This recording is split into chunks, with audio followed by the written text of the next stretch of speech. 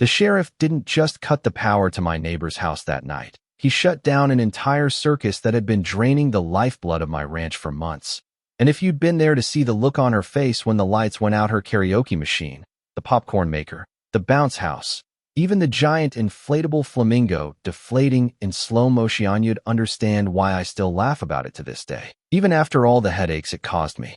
But to make sense of that night, I've got to rewind a bit and tell you how it all started, because it didn't begin with a party. It began with a hunch and an electric bill that didn't make sense. Running a cattle ranch means high bills are part of life. Freezers stay on 24 hours a day, water pumps hum along in the background, fences buzz to keep the herd safe. It all adds up. But when my power bill jumped by several $100s in a single week, and the barn lights began to flicker like some haunted carnival ride, I knew something wasn't right. I sat there at my kitchen table one evening staring at those numbers in red ink, listening to the hum of my refrigerator sputter in and out, and I thought, maybe the wiring's finally given up after years of storms. But then I noticed something I couldn't ignore. Every time my power wavered, my neighbor's property across the fence glowed brighter. Spotlights, pool lights, strings of Christmas lights, even though it was August. And that woman, well, she was never one to miss a chance to show off. Her name was Marlene, president of our little HOA, queen of clipboards, and self-declared guardian of community standards. She'd fine people for planting daisies instead of roses. She'd complained about my cattle being unsightly lawn ornaments, and once told me, with a straight face, that private property was really community property if enough people wanted it. So when she started showing up at my door with store-bought cookies and fake compliments about my livestock right as my bill skyrocketed, I put two and two together. Her sudden kindness didn't smell like kindness, it smelled like guilt. So one night, I grabbed a flashlight and walked the fence line. The air was cool, the coyotes were howling, and sure enough, hidden under a mess of branches was an orange extension cord thick as my wrist, humming faintly, running straight from my property into hers. My dog growled low as I traced it across the dirt. And when I saw that it disappeared under her hedge, feeding into a lattice fence that hid a whole breaker box with switches labeled pool, clubhouse, spa, and even guest house, I knew I wasn't imagining things. She hadn't just stolen a little electricity, she had built her own substation on the back of my dime. The rage I felt standing there, watching her house blaze with light while my barn flickered in the dark, is hard to describe. Part of me wanted to cut that cord right then and march onto her porch waving my bill in her face.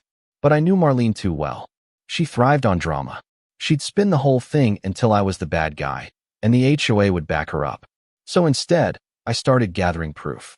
Pictures of the cords, shots of the breaker box, notes on when my power surged and her property lit up like Vegas.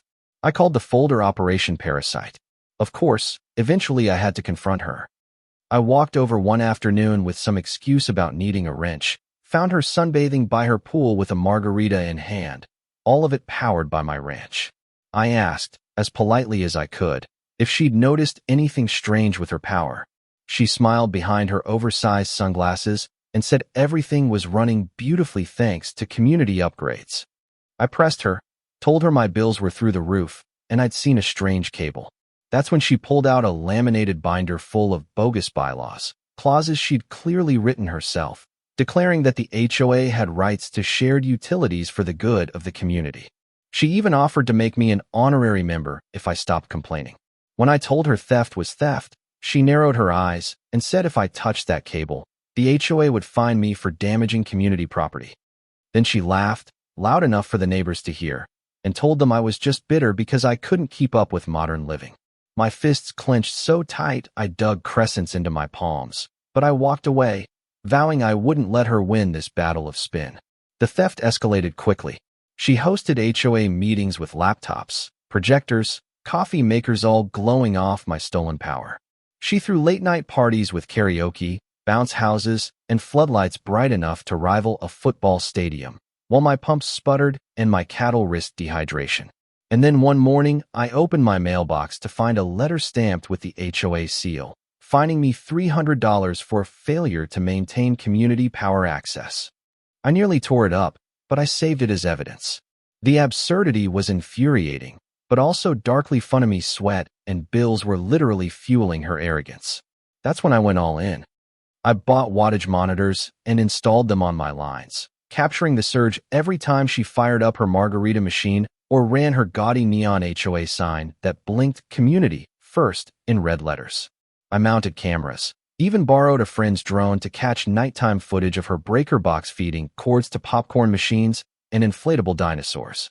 Every scrap went into Operation Parasite, and when the sheriff saw the folder, his jaw clenched tight. He told me he'd suspected her meter was reporting impossibly low numbers, but without proof his hands were tied. Now, though, we had enough for something big.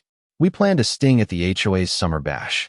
Flyers plastered around town promised live music, food trucks, and a night of community celebration. In reality, it was a carnival built entirely on my electricity. I sat on my porch the day of the party, sipping coffee, listening to the thump of speakers and the hiss of food truck grills, all of it draining my ranch dry. By evening, her yard was packed with cars, kids bouncing in inflatables, spotlights sweeping the crowd. And there was Marlene, strutting across the stage in a bright pink sundress with an HOA sash, waving like a queen and bragging into the microphone about how their community had solved the energy crisis. The irony was so thick I almost choked on it. Of course, things started to go wrong before the sheriff even showed. The DJ booth sputtered, the popcorn machine smoked, one of the bounce houses sagged. But Marlene kept spinning, promising joy and unity while chaos bubbled beneath the surface. And that's when I got the text from the sheriff. Almost time. His truck rolled down the dirt road at sunset, headlights cutting through the crowd. People murmured, craning their necks. Marlene, ever the performer, announced that the sheriff had arrived as an honored guest. But he didn't even look at her. He walked straight to the hedge, pushed aside the fake rocks, and revealed the mess of orange cords humming with stolen power. Gasps rippled through the guests. He held up one of the cords like a captured snake and said loud enough for everyone to hear, "This whole party is running on stolen electricity from the ranch next door." Silence hit like a hammer. Kids stopped mid-bounce. The band's guitars wailed off-key and died. Marlene tried to laugh it off, waving her arms and claiming the HOA had community rights. But then the sheriff held up my folder photos, wattage charts. Even that fake HOA fine letter N shined his flashlight on each piece. The crowd began to murmur, disbelief turning into anger. Some neighbors shook their heads, others cursed under their breath. Her own board members started backing away. And then the sheriff gripped the main breaker lever, looked her dead in the eye, and pulled it down. Sparks flew, the lights snapped off, the bounce house collapsed, and the whole spectacle drowned in darkness. The only sound left was Marlene shrieking into a dead microphone while her empire crumbled around her. I sat on my porch laughing so hard my ribs ached, because it was better than I ever imagined. Her loyal followers scattered, muttering about lawsuits and wasted evenings. The sheriff warned her that further interference would mean arrest. And in that moment, you could see it in her eyes, the realization that her reign of arrogance was over, that she couldn't talk her way out this time. By the next week, her HOA had fractured, board members resigned, and eventually the county dissolved it altogether. She tried sneaky comebacks, even running another thin cord into my barn one night, but I caught her red-handed, my security lights blasting her like a stage spotlight, while cameras snapped photo after photo. Word spread, and whatever shred of influence she had left disintegrated. No one feared her anymore. Without fear, she was nothing. Life on the ranch went back to normal after that. My bills returned to what they should be. The pumps ran steady. The barn lights glowed without interruption. And yet, sometimes at night, I'd pass her dark house and see a curtain twitch, a reminder that she was still in there plotting some absurd comeback. Maybe she still dreams of cords and breaker boxes, but it doesn't matter. Her kingdom ended not with triumph, but with a sheriff's hand on a plug and 200 people watching her humiliation echo across the county. Now here's where I'll leave you with the thought that keeps me smiling. Justice doesn't always come fast, and it doesn't always come easy. Sometimes it drags you through sleepless nights, broken pumps, and bills high enough to buy a new truck.